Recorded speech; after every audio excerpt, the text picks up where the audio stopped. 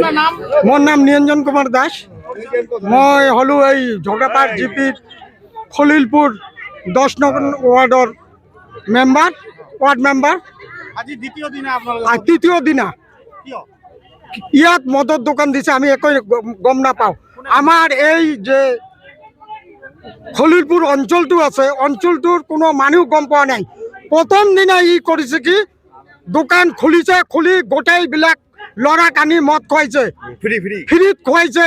কাৰোবাক 200 টাকাৰ মদ 50 টাকাত বিক্ৰী কৰিছে। কৰাই পালে যেতিয়া মাৰামাৰি লাগছে, গণ্ডগোল হৈছে, তেতিয়াহে গম পালোঁ। মই ইয়াৰ যে এটা মেম্বাৰ, মোৰ পৰাও কোনো পাৰ্মিশ্যন লোৱা নাই। পঞ্চায়ত সুধিছোঁ, পঞ্চায়তৰ পৰাও পাৰ্মিশ্যন লোৱা নাই। আমি প্ৰথমত যেতিয়া শুনিছিলোঁ যে ইয়াত মদৰ দোকান হ'ব, তেতিয়া আমি পঞ্চায়ত, তারপরে আমার ডিসি সারক আর আমার এই মদর এক্সাইজক আমি এপ্লিকেশন দিছোঁ। মোক মাতি লৈছিল এডিসি আর এই অফিসারজনে, কৈছে তেওঁক আমি বহুত বুজাই কৈছোঁ। ইহঁতে আমাক আশ্বাস দিছিল যে আমি চাম।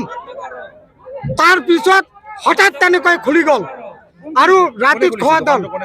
এইটো শম্ভু বৰ্মন বুলি জানো আমি।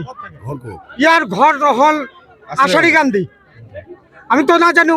আৰু ইয়াৰ লোকেল ল'ৰাও নহয়। আৰু যতে আমাৰ তো এই গ্ৰামবাসীৰ পৰা বা মই এটা মেম্বাৰ পাৰ্মিশ্যন লাগব, একো নকৰি। আৰু আমাৰ এই কাৰ্যসূচী 3 দিনৰ পৰা চলি আছে।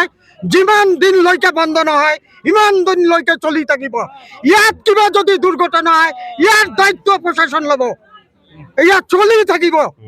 আমাৰ যিমান দিনলৈকে তেজ আছে আমি কৰি থাকিম এইটো কাৰ্যসূচী। ইয়াৰ পিছত আমি পথ অৱৰোধ কৰিম।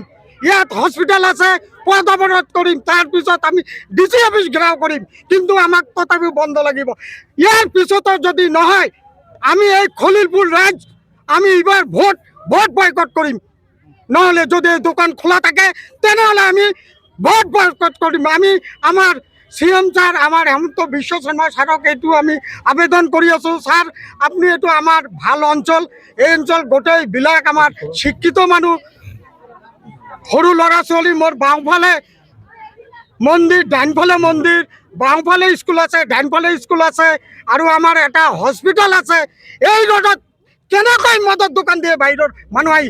আৰু বহুত দালাল আছে, এই দালালবিলাকে এইবিলাক কৰি আছে। আমাৰ ইয়াতো কেইটামান দালাল আছে, এই দালালবিলাকে ইহঁতক ছাপোৰ্ট দিছে। আমি এইবাৰ এই দালালবিলাকক চাম।